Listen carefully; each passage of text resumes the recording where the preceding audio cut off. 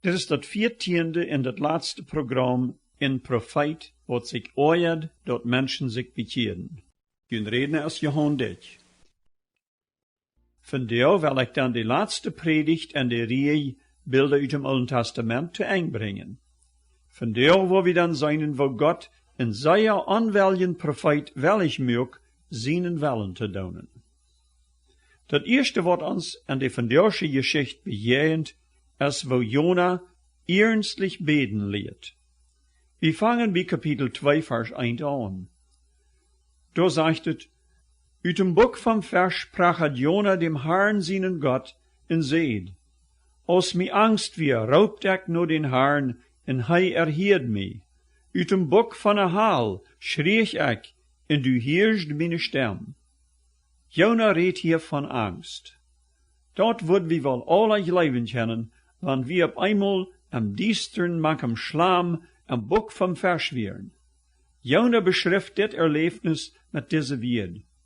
Du hast mir an dat Deipe inangeschliesert, midden am Meer, dat die Strömung ram speelt, en al die Walen gingen over mij. Hij sagt dan, dat hij wat onjen verzonk. Dan, als seine Seile verschmachten wir, had hij Herrn gedacht, in zijn gebed stieg nap no Gott. Door an den groten Vers erlebt hij Gott zijn wunderbarer Trost. Hij mögt sich door am Buch vom Vers ab, dat hij dem Herrn Dank opfern wird, en dat hij zijn Versprechen an am houden wird.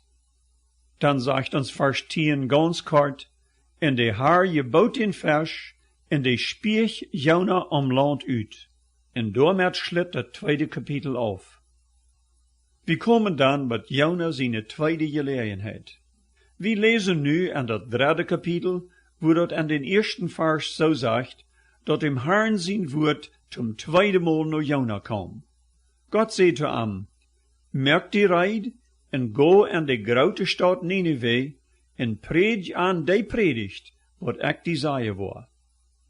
Dat eerste wat we hier zijn is, zijn predigt zal ook God zijn predigt zijn. Jona zal nicht nur Nineveh gaan en aan dort zeggen wat hij wil. Hij zal dort reden wat God wil. Dit is een predigt besonders voor ons predigers en wo we predigen zullen. Ik wonder of we ons dat allemaal te hoort genomen hebben, wo we predigers predigen zullen. Wanneer we dort predigen zullen wat God zegt, wo komt het dan, dat vele predigers immer waren dezelfde predigten brengen, wat al vele jaar terug is geschreven en gepredigt worden. Wat ik daarmee meen is dat vele immer waren de oude predigten verlezen, wat zum Teil sehr veel jaar terug geschreven worden. Die predigten zijn vielleicht van een sehr bekannten Ältester geschreven, en die wären für ihre Zeit vielleicht auch gut. Aber jaft het keine predigten für vandaag? Sicherlich will der Herr uns als Predigers auch von der noch leiden, dort wir so eine Predigten reden merken und bringen, wat onze Menschen von der in ihre Lehre helpen doen. Wanneer wir uns so sehr ab dat Oude verloten, in die Oude Predigten brucken, dann bewiesen wir damit, dat Gott zu uns nicht reden deed, wils wir haben nicht büte die Oude Predigt zu sein. Jo, Gott will die in mij, als Predigers, ook van der seine Botschaft taukommen laten, wanneer wir am door am Berden in sein Wort studieren. Jona hat Gott sein Wort nicht so, als wir das von der haben. Hij moest eben lernen horchen, wat Gott zu ihm sagen wird. Wir möchten auch, dass seine Predigt sehr einfach wäre. Wir lesen in Vers 3 und 4 wieder, und da sagt es, dann mögt Jona sich reid, en jenkt nu Nineveh, zoals der Herr gesagt hat. Nineveh wie op een sehr grote stad, 3 Jahresreisen groot. En Jona vong aan de eerste Jahresreis in Nineveh en nan te gaan, en hij predigde en zeid, nog 40 dagen, en Nineveh wordt verstierd worden.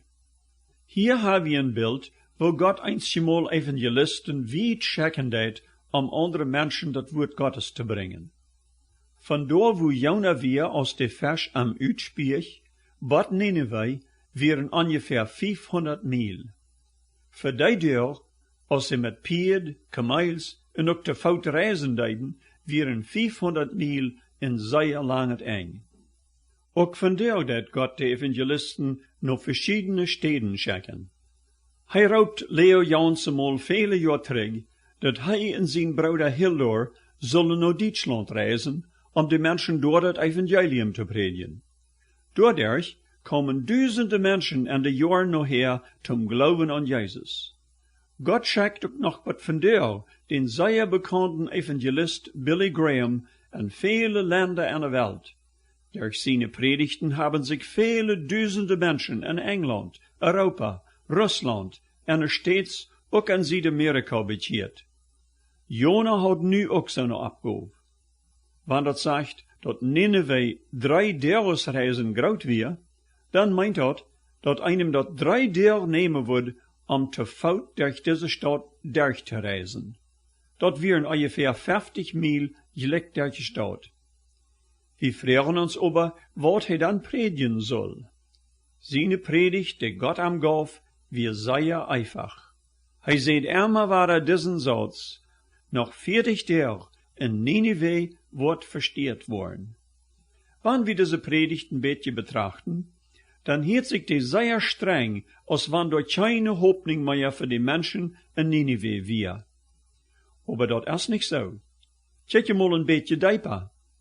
Gott sagt, noch 40 Jahre. Warum 40 Jahre? Wenn diese Botschaft bloß von Gott sein gerecht wird, dann wird Gott an nicht noch 40 Jahre geben, sich zu bekehren. Hier sei wie 2 wichtige Dinge über Gott. Nummer 1.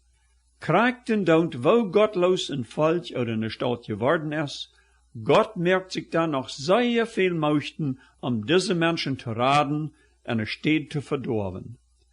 Dort kost Gott mit Jona in 7 Jahr Amwach, wat hij endlich kaum in een Nineveh predigen deed. Gott merkt sich über alle Menschen viel Gedanken en viel Mühe, wo hij die noch raten kann. De tweede ist, Gott schlägt nicht vor's Tau. Hij geeft die Menschen gewöhnlich noch eine gewisse Zeit, wo sie sich ändern sollen. En nou seine Zeit gaf hij die Menschheit 120 Jahre, bot het grote Water kwam. Lieber Tauhierer, wo lang haft hij die nicht all Tijd gegeven, en du hast die noch immer nicht bekeerd? Kon dat zijn, dat für die Tijd bol uitrandt? Nineveh had noch 40 Jahre Tijd zum Büße doen en sich zu den wahren Gott zu bekehren.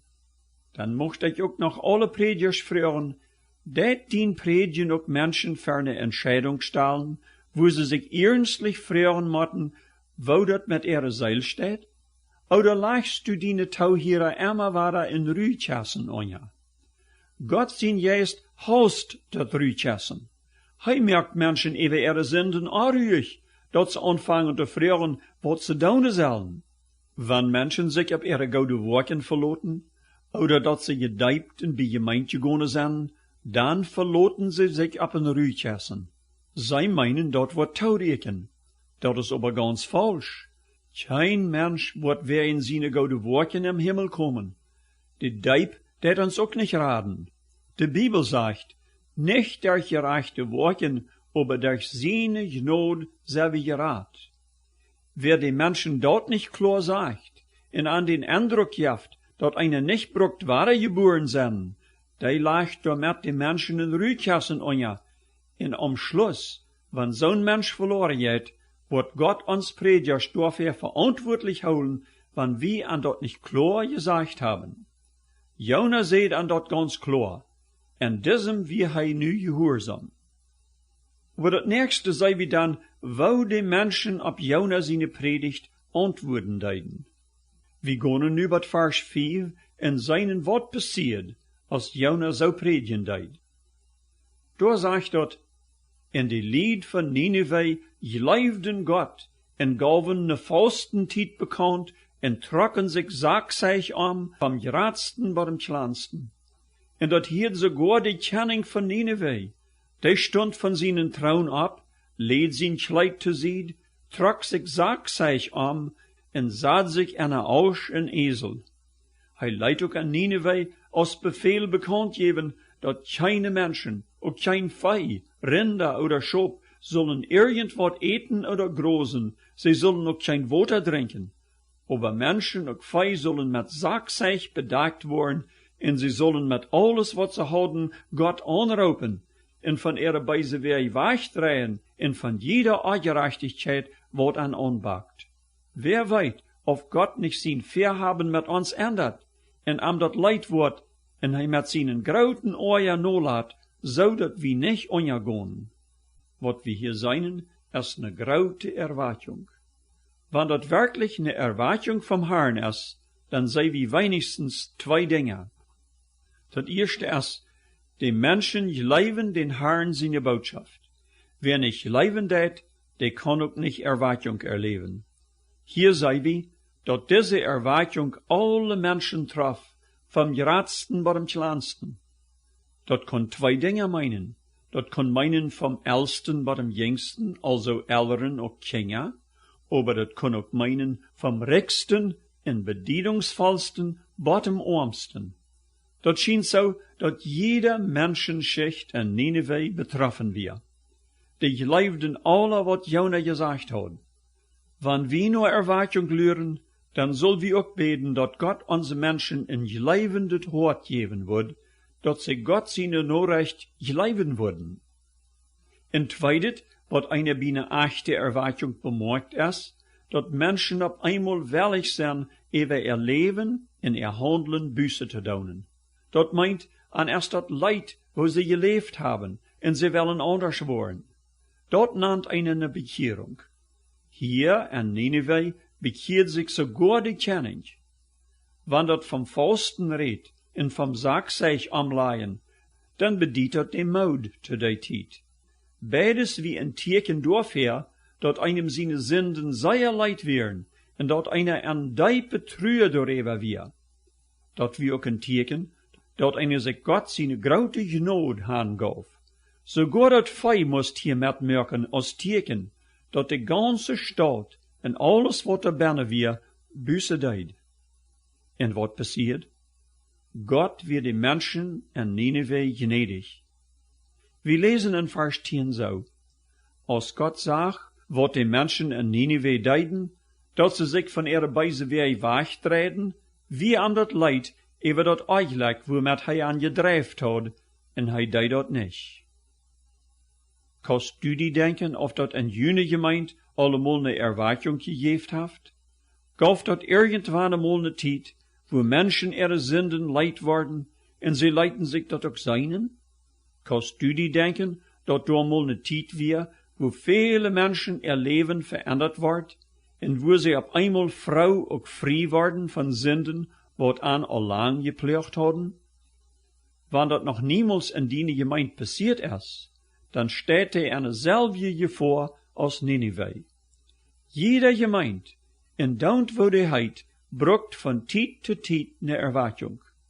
Wir als Predigers sollen sehr dafür beten und auch mit unseren Predigten noch trachten, dass es da eine Erwartung gibt.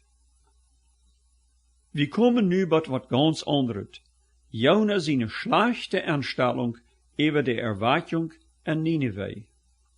Alle Evangelisten, wat ich kann, würden sich sehr freuen, wenn dit bei ihren Versammlungen passiert. Dort ist gekriegt, woran wir predigen. Je mehr Menschen, wat sich bekehren, je besser. Aber hier wird es nicht so. Deswegen habe ich auch diese vandaagse Predigt so genannt, Een Profeet, wat sich oajad, dat Menschen sich bekehren. Wir lesen dann im 4. Kapitel, Vers 1, diese wieder. Aber dit geval Jona sehr schlecht, en hij ward oorlijk. Hier haben wir nu een nächsten Prophet. Einem wird wohl wundern, woran Jona wird doll sein, wenn er mit seinen Predigen doch so viel Erfolg gehabt hat. Die Antwort kommt aber in Vers 2. Da sagt er so, Ach Herr, ist dit nicht kragt, wat ich seht, als ich noch in mein Land wir, en der ich meine Ried uit no Tarsis uit dem Stich gehen will? Wie ich wisst, dat du ein gnädiger en barmhartiger Gott bist, langmutig en von grote Gnade, en du laatst die dat versprochene gerecht leid worden. Dit wie dann de Grund. Jona kon dat nicht aanzijnen, dat Nineveh soll verschont blijven. Die hadden je doch zoveel bijzit gedaan, die zullen doch voorts op een stede opgeriemd worden. Hij had ohne Twijfel gehoopt, die würden überhaupt nicht nur am Horchen. Hij would gehoopt han, dat die bloß wieder sündigen würden en dat Gott an voorts verstieren würd. En sich, wie am dat noch veel te lang, dat hij 40 Jahre noch leuren soll, wat Gott zijn gerecht über Nineveh fall. Nu wie hij zo enttäuscht en zo verdrisslich, dat hij lieber sterven wil. Hij zegt je in vers 3, en nu haar, neem doch meine Seil von mij, wils dat is beter dat ik sterf, als dat ik leef. Wo wird Gott nu te zoont antwoorden? Einer wird denken, Jona had doch ziemlich Priel verdient, wann hij zo'n Einstellung hat. Aber Gott ist wirklich sehr gnädig. Hij loomt am nicht uit, aber hij stelt am ne Freude, en dat wie diese. Erst dat reicht, wann du die oajast. Wir lesen nicht, dat Jona dorop wat antwoord. Scheinbar wie hij so nix, dat hij nicht mehr zu Gott reden will. Hij ging dann uit Nineveh rüt en buurt sich daar an de oostene Seite staat een kleines Hüsje, wo hij sich dann hansaad, te seinen wat met de Stadt dann worden wird. Ohne Twijfel hoopt hij noch einmal, dat Gott sein Gerecht über Nineveh doch noch wird uitgeführt worden. En nu kommt te guter Letzt Gott seine Belehrung für Jona. Gott kann uns sogar, wenn wir schlecht gelaunt sind, manchmal auf ganz sonderbare Wege seine Wahrheit beibringen. Wie Jona wie hij noch immer arbeiten. Dat sagt in Kapitel 4, Vers 6 so. Dann leidt Gott der Herr naar het Sinnesstuud Jona bozig über dem Kopf wassen, am Schauten te geven, am von seine schlechte Einstellung frei te machen. Jona freut sich sehr über diese Stuud. Dit is nu das tweede Mal in dit Buch, wo Gott wat besonders verschaffen deed, Jona doorheen te kriegen, wo hij zijn soll. Eerstens weer dat de grote Vers. Nu is dat ne grote Stuud, der ungefähr so stark was als ne Kerpsstuud. Der Rezines was nicht bloß sehr stark, der ward auch hoch, hercher als Jona sein kleines Hüstje. Gott weiß auch hier seine Gnade, dat dat soll an de grote Herd een beetje gemütlicher sein. Die Stuud gaven sehr feiner Schauten. Aber dann lesen wir kurz wieder, wo uns gesagt wird, dat Gott noch ein Dreddet verschaffen deed, en dat wie ein Warm, wat die Plant anfreit.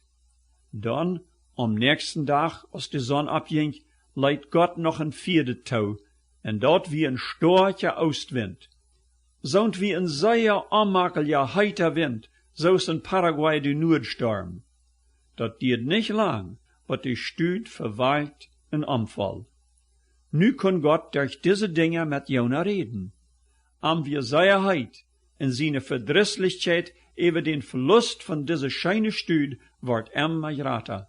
Hij seht weiter, dat wird beter sein, wann ich sterben deed, als wann ich noch länger lebt.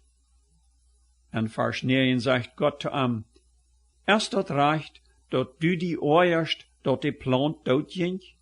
En Jona seht, jo, ich habe recht, dat ik mij dood oorja. Diese Einstellung ist auf keinen Weg zu verstehen. Aber nu bringt Gott am bei, wat hij durch all dit gemeint hat. Hij sagt zu Jona, die jammert dort über ne Stuud, worüber du die keinmal gejammert hast.